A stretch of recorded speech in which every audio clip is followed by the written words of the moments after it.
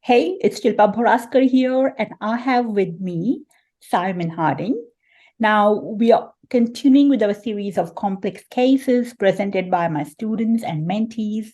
And, one of the things I've always talked over the years about complex cases is that although the cases seem complex, the solutions are very simple. And for me, one of the best ways to solve complex, multi-miasmatic cases is to keep it very simple by using everyday remedies and removing blocks one step at a time as and when they emerge. So not trying to, get everything done in that one, say, minimum, but taking those baby steps and making sure that you're unfolding and still get the results that you need and your patients need. Right. So today I've invited one of my, past Argentum mentoring members, Simon, to share a case study that he submitted on the portal a while ago. The reason for this is that this case for me beautifully illustrates the point we're making today. So Simon, welcome. And to start off, tell us about you, tell us about your practice. Yeah, hi Shilpa. Thanks for doing this. Yeah, I started my homeopathic studies way back in 2006 and then had to duck out for various reasons, but eventually came back to it and graduated from the School of Homeopathy in 2019. Mm-hmm. So I've been going 4 years now. Yeah. Absolutely loving it. And it's really amazing to be actually having the impact on my patients that I kind of dreamed of when I started, so that's been quite an experience. Mm-hmm. So I had a great grounding with the School of Homeopathy in Stroud, southwest of the UK. So and with your gentle mentoring program, that has allowed me to just kind of really take it to another level. Because like kind of like when you get your license, you go through a licentiate course. It's kind of like learning to drive. You kind of learn, you get your pass certificate and you can go. Then when you start driving in the real world, that's when you really kind of start learning, isn't it? So it's been like that. So it's been quite a steep learning curve in some respects, but very exciting, and it's just incredibly gratifying to do this work. Wonderful, Simon. And it's 4 years now. So, Simon, to start with, talk about your patient and the case that you have for us. And start from how did you first meet this patient? How did it get started? Hmm. She actually came to me through my wife. My wife works as an entrepreneur coach, Mm-hmm. kind of a mindset coach. So she was working with her, and then they just started discussing my work, and my wife Clarence was telling her about what I do, and she sounded interested because she'd actually studied homeopathy in the past, Mm-hmm. but was having all these kind of chronic health issues. Yeah, So yeah, that's how she kind of came on board. perfect. So, do Um, you want to share the screen so that we can see, what you have for us? okay, so yeah, she's a 64-year-old lady. Yeah, so in terms of my sort of observations, yeah, she was slim, kind of smartly dressed, very friendly, but very also sort of composed, and there was a sense of containment with her. So Mm-hmm. whilst she was, and this will something that will come clear later on. There was a kind of tension there with openness. She didn't want to be sort of too open at the beginning, and in a way, I kind of expected that because when you first meet somebody, that's normal and natural. So I just kind of stayed open with that myself and said okay, um, and kind of went from there. But she was certainly very willing to cooperate and was open to homeopathy, which was the main thing, open to Mm-hmm. the process. So the chief complaints that she presented with were primarily asthma. Mm-hmm. So she and chest issues, a lot of congestion in the tubes in her mid chest, which she'd had since a child, but had grown out of it, and then didn't have anything until sort of 2015 or 16. Mm-hmm. Um, Also, a lot of throat clearing going on, so that had kind of extended up into her throat. Mm-hmm. She was occasionally she would have symptoms of gout flare up in her left hand, which is very painful. Mm-hmm. with eczema as well, so some joint skin things going on. And so I asked her what she wanted from homeopathy. Yeah. And she basically said primarily was to come off her inhaler, to not have to be dependent on having an inhaler, and also to clear up her gout symptoms if she possibly could. Perfect. So personal history, this is obviously very important to get this as detailed as we can. As I said, the asthma she'd had since a child. She'd had overactive thyroid that had cleared up. Osteopenia, so some kind of joint issues. Constipation, which is aggravated by stress. Throat clearing, some mild allergies, which weren't a big issue, but they were sort of there in the background. And the gout, as I mentioned. Going further back in the female sphere, she'd had two C-sections when she was younger, and also an abortion. So that was something that I wanted to consider as well. Got you. In the bigger picture.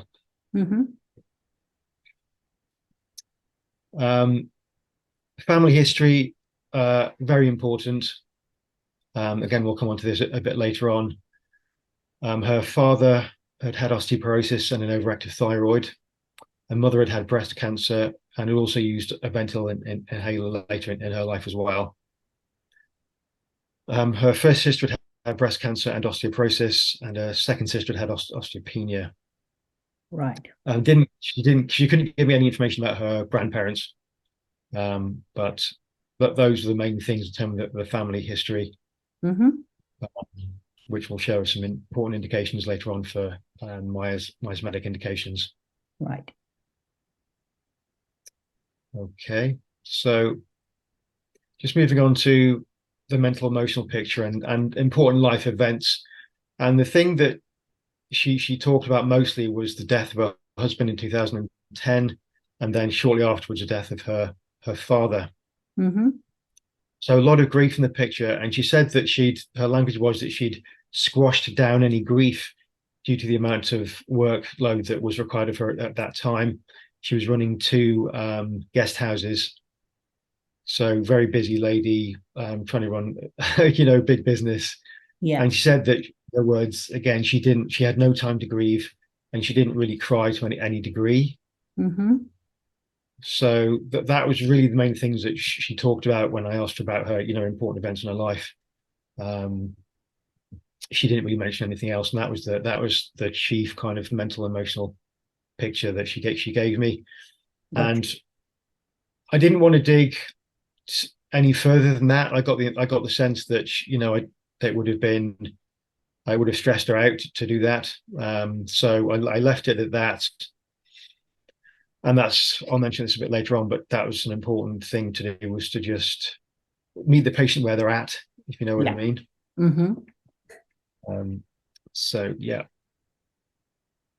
Perfect. So this is important, Simon, when you mentioned you didn't want to dig because this was what you got from her, that was where she was at the stage in her journey, and you just respected that. Yeah, very much. I did ask her about dreams, and she said she doesn't really remember dreams. She does. She has had them. So I pushed her a little bit on that, but then she started to get a little bit stressed out. So that gave me a good indication that was where she was at, and that was absolutely fine. Wonderful. Okay. Generalities. Doesn't like weather when it's too hot. Prefers the open air, so she likes to be outside. Sleeps on her side, and dust aggravates her asthma. So it's good to have those just in the background there. So in terms of the case analysis, I'll go through the main themes. I'll briefly touch on the kingdom, although this is more of a stage 2 case, so we don't want to go too deeply into that, and miasmatic indications or considerations. So the main themes that I kind of touched upon were opening up versus keeping things in.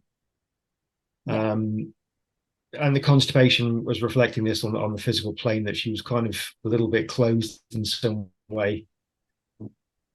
Also, on a similar note, there was suppressed emotions, specifically grief and anger, and the throat clearing I felt could possibly reflect this on the physical plane.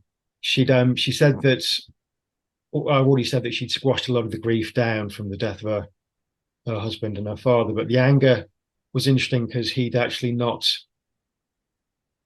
put any kind of insurance, life insurance, or any insurance for the business in place. So she'd had a lot of financial pressure on top of everything else to deal with. So that's where a lot of the anger came from, and frustration. Right.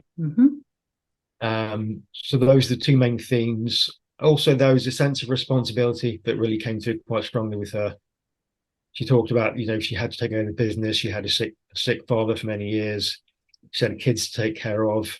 So there was this huge kind of pressure of responsibility that she said she felt. Got you. So those are the main themes that really I felt covered the case.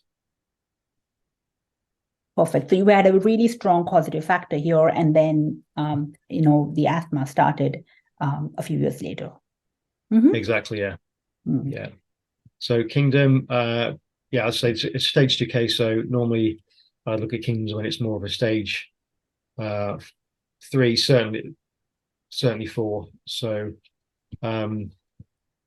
although I did feel she was primarily a mineral case, but as I said, they were quite a sensitive lady, so there were some plant indications as well. So that was a bit mixed, so not very clear at this stage.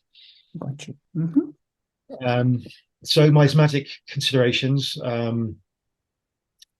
primarily mixed miasmatic picture. So there was psychosis, tubercular, and cancer. Cancer, obviously, because there was cancer in the family with her mother and her sister. Both her sisters had cancer, and her mother. Very That's strong right, yeah. one there. That's it, yeah. So allergies and asthma, predominantly tubercular, although obviously SORA is a big part of that. And although she's had these chronic conditions, there's also a good sense of psoric state in there, because she was also quite healthy as well. She was quite clear, and despite the asthma and the gout and the allergies. The osteoporosis, predominantly psychotic, but again, it depends on how these things present as to where we go with the miasmatic indications. But so this was very important, Simon. Just you've broken down those miasmatic aspects really well. So we see she has a very strong inherited cancer, and obviously a bit of psychosis and tubercular, but having had such a heavy history of destructive miasms, she's been able to keep her presenting complaints at a very psoric level, and that's why she's healthier in that aspect, and that's good. So we have an active SORA psychosis, but a very strong inherited cancer, which is a very interesting situation here at her age. Yeah. This is good. Exactly, yeah. So, and that's interesting where we go next. So just looking at this on my quest analysis, shows that there's a lot of, in terms of what you're mentioning about the psoric state being quite up there, you can see the first few remedies there, lycopodium, sulfur, and calc, all very, very predominantly SORA. SORA. You're right. Also, we have nat mur there as well, which has a strong element of SORA. Yeah. And if we go to, it's similar thing with my repertorization, you can see calc, lycopodium, nat mur, and sulfur, all quite highly up in my analysis there. Got you. Okay. So it leads me to my prescription. We can move on to that. Yep. So basically, I went for natural muriaticum. I went with basically due to the overall picture of the suppressed anger and grief, being that a massive part of the picture, the sense of over responsibility, And I wanted to have some sort of element of SORA in there, so that NAPMIA also covered that, which I was very happy about. Potency wise, I decided to go with LM1, primarily due to the suppression in the case, suppressed emotions. So I wanted to go very gently with that with her. Got you. So it's not to aggravate anything. And I also was strongly considering carcinosin very soon after that. In my experience, carcinosin and NAPMIA work together quite well. They're quite complementary, especially in terms of this sense of over responsibility and caring. Yeah. So, and they gave that an 200C. Okay. Plant analog remedies, I was also considering Ignatia as a complementary to the NAPMIA, and also possibly Staphysega at some point. With the suppressed emotions, and also its affinity to joints as well. So perfect. So this is very important. Just the breakdown that you've shown, Simon, in that previous slide, is this is the plan you make based on whatever information you have, and whether that comes together, time will tell. But just to have an idea of what are the prescriptions you want to give her right now and in the future, based on the analysis and the blocks that we've had so far. That's really very interesting. So yes. Yeah. So NATMUR was the first prescription you gave her in, and what was the dosing? I gave her a triple split dose, so triple in split, water. Yeah. So for people who don't understand triple split, can you explain? Yeah, so it's basically so the LM potency, the granules I gave her in some water. Yeah. So I asked her to take one sip before going to sleep one night, then another sip in the morning, and then another sip that following evening. But with a test dose before, that was the first thing as well. So to actually just make the solution up and then sniff that, just olfaction, just to test how sensitive she is. But I felt like that wasn't totally necessary because she'd had homeopathy before, so she was used to it. Got you. She was used to it. Yeah. Just as a precaution. Got you. So that was on the 13th of September. 26th of September was she contacted me saying a week later, saying very happy, all is going well 1 week on. She'd had experienced one bad clearing of her chest and her throat, still taking her inhaler, but feeling happier, generally just feeling happier.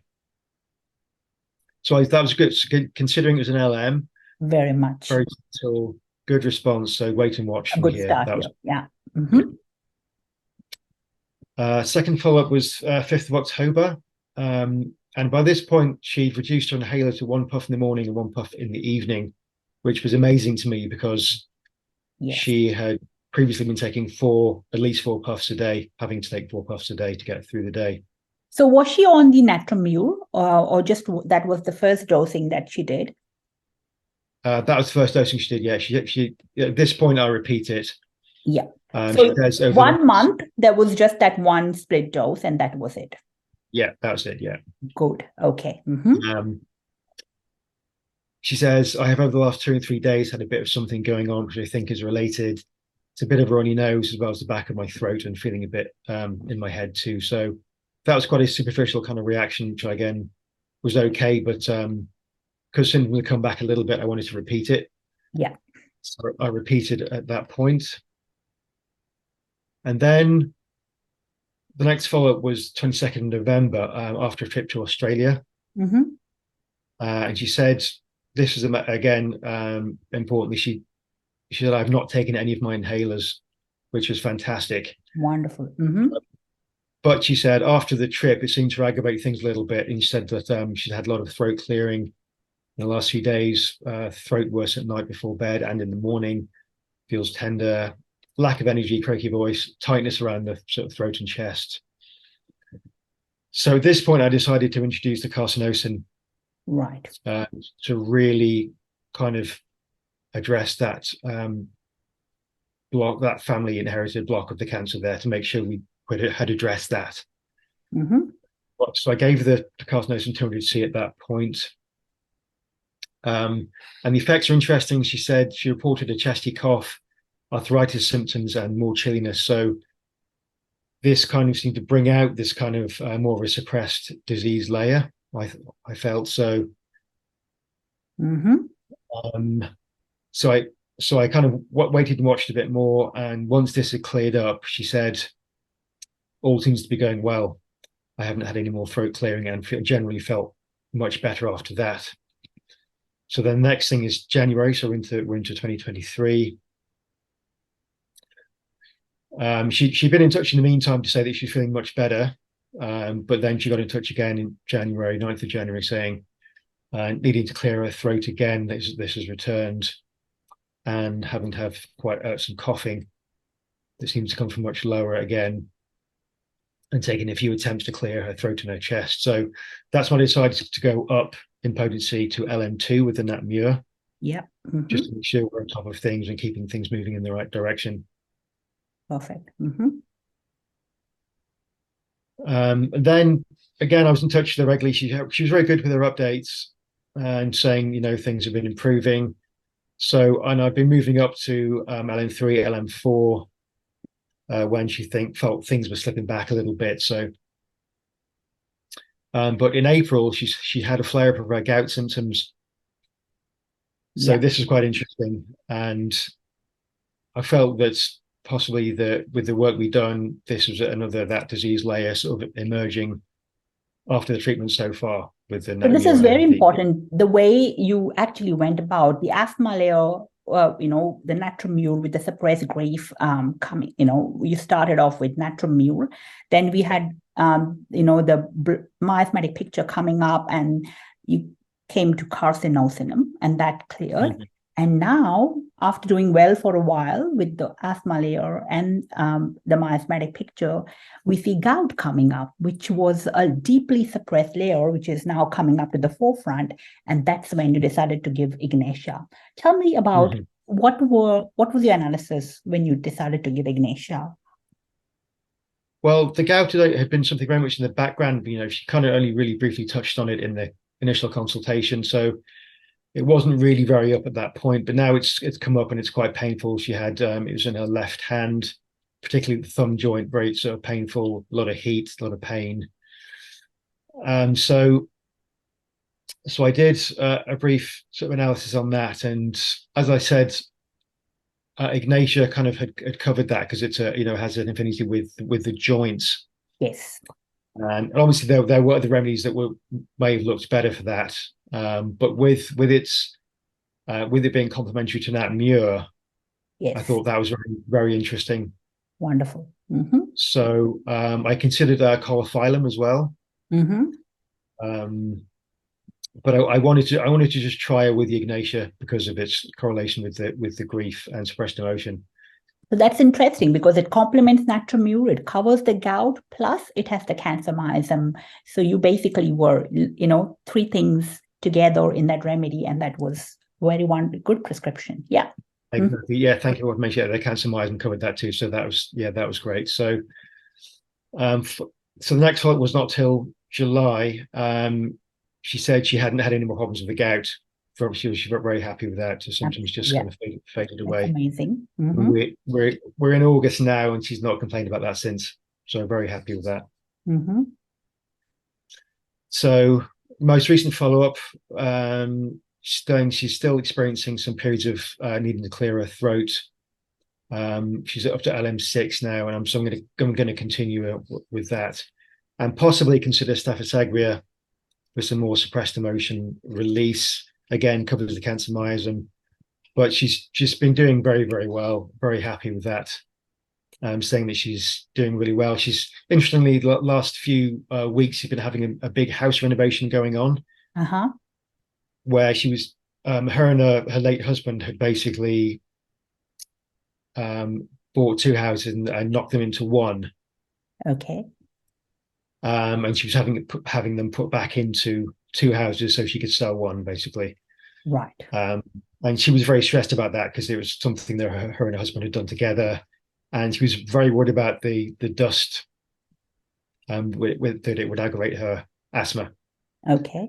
But it's something that's been building up for a long time. She's very stressed about it, but she said she's been dealing with it fantastically well. The dust hasn't been a problem at all. Amazing. That's amazing. Mm-hmm. And she's just said she's just really amazed at herself at how well she's been dealing with the whole thing. She said that she had no more trouble with the gout symptoms. Her bowels are fine now, which for me is a good indication that things are now moving. That she's opening up. She's opening up. True. Mm-hmm. She has, interestingly, since then she has been in a relationship with somebody very codependent, and she's actually ended it, and she's a lot happier now. Okay. Yeah, that was interesting to me, I have to say. Quite interesting. Mm-hmm. Well, it played out in terms of her over responsibility, because I asked her about that recently, and she said, yeah, it's funny you should mention that, because I did feel like I had to take care of him. So she was attracting somebody who was, which is, her state, and she knew when to really set the boundaries. That's really helpful. Yeah, that was very interesting to me. So she's a lot happier since then. The small patch of eczema on her hand has gone, which is interesting in terms of dryness, salt being quite a dry substance, I suppose. So she's not had to use an inhaler at all since starting treatment. So that's the biggest win for her. Biggest one. So how many months now that you've been with her? So I first saw her September, and it's now sort of 10 months, but she'd stopped using her inhaler, probably only a couple of 2 or 3 months in. Got you. So she was very keen to do that. And no issues about her grief and anger. She'd been able to have, because of her moving house and everything, and she'd had pictures of her late husband, out, and she'd been looking at them with no difficult emotion, no grief, no sadness, no anger. She's learned to meditate. She's doing yoga, which is helping to open up more on the physical plane as well. And when I talked to her, she's just much happier, much lighter, very, very happy, very happy. And so those are kind of the improvements for her, and she was delighted, really. Yeah. That's amazing. Yeah. So really, what I've learned from this, and the growth I've experienced in terms of my kind of homeopathic education, exactly as you said at the beginning, Shilpa, it's been amazing to witness the kind of unfolding of this case, coming with multiple kind of conditions to treat. So the asthma, the gout, the allergies, plus all the mental, emotional things on those spheres. So initially, it was really to keep things simple and not to dig too deep, and that's really come from being present with the patient. Absolutely. Really sitting with them, and my own self-awareness has played a big part in that. And it's been amazing to witness her expansion in her kind of self-awareness as well. In terms of what she's aware of. She's a lot more aware of her own emotional and mental dynamics now, which to me is a true sign of health. Exactly. So I think you said it yourself, that awareness is the first and key kind of part of healing anything, really. Yeah. So it's been very growthful for me in that respect, to really witness that and to see the benefit of that. And with that awareness comes a lot more sensitivity. You're a lot more sensitive to the patient's needs and where they're at, and so you can respond more appropriately to them. Which meant in this case, not digging too deep.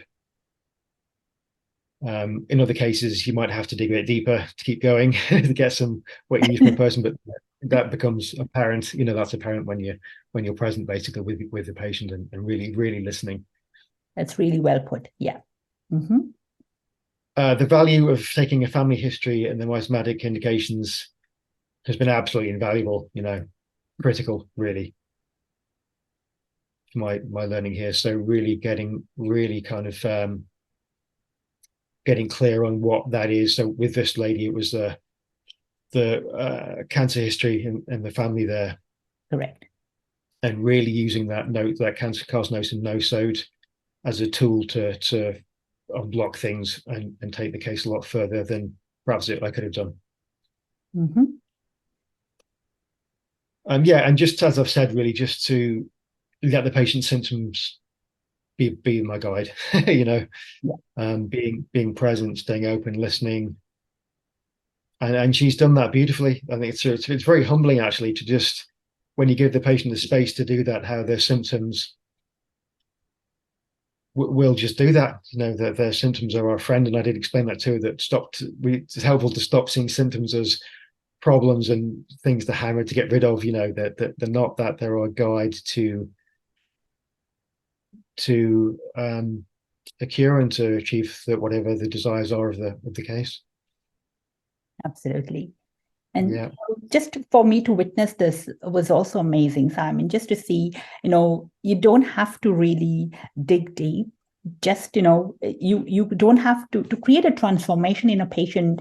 You worked at stage 2. You used a simple startup approach. You used, just indicated remedies without really trying to, get to the kingdom or the source, and used really good miasmatic remedies and still got her the transformation that a remedy at stage 4 would have given her. And that is the important part here is don't overcomplicate. You can still give patients what they need by sticking to your basics and just being present to where they are. So thank you so much for demonstrating it. And yeah, that's amazing.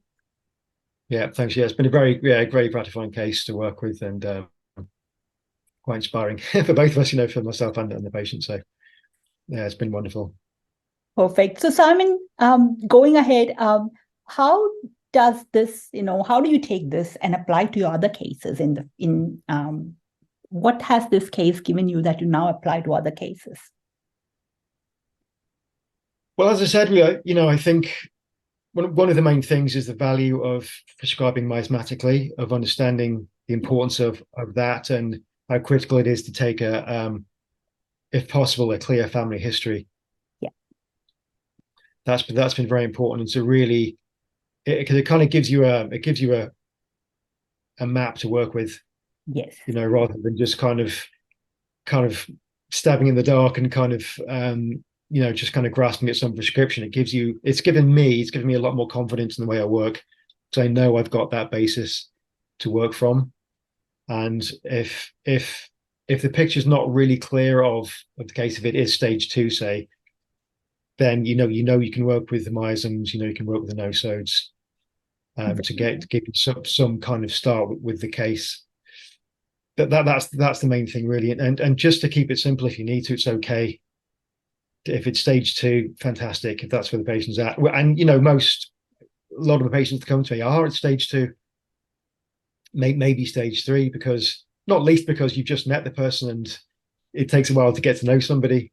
But it's allowed me to build a lot of trust with this patient. It really has, which is wonderful, and to really see her healing journey through to the end.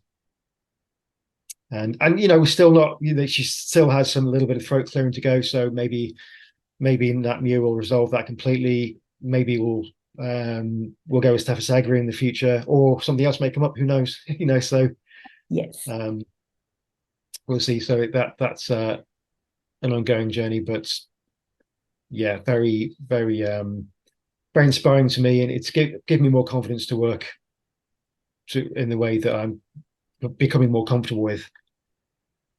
So working with the startup approach, working with miasms, and just staying more and more present with my patients and letting them give me what we both need to resolve the chief complaints. absolutely. Thank you so much, Simon. Thanks for showing up. Thanks for sharing your journey with your patient. And so people who, if they want to reach you, where would they reach you? I go through my website, www.cyharding.com. Okay, so you can email me cyharding.com as well. So have a look there. If you just Google Cy Harding homeopathy, so I'm based in North Yorkshire in the UK, but I have patients now all over the place, all over the UK. I have patients in France and Spain and the US now. Wonderful. somebody in Norway. So working very much online, also in person as well. So I think a good combination Wonderful. is working well there. So thanks so much, Shilpa. That's great. Thank you, Simon. And, for those who are listening, just taking it, home, just keep it simple, baby steps, one thing at a time. Even if you're starting your practice right now, you can do it. And, give a thumbs up to Simon, and let's go get out and give the best of homeopathy for our patients. Thank you so much. Thanks, Shilpa.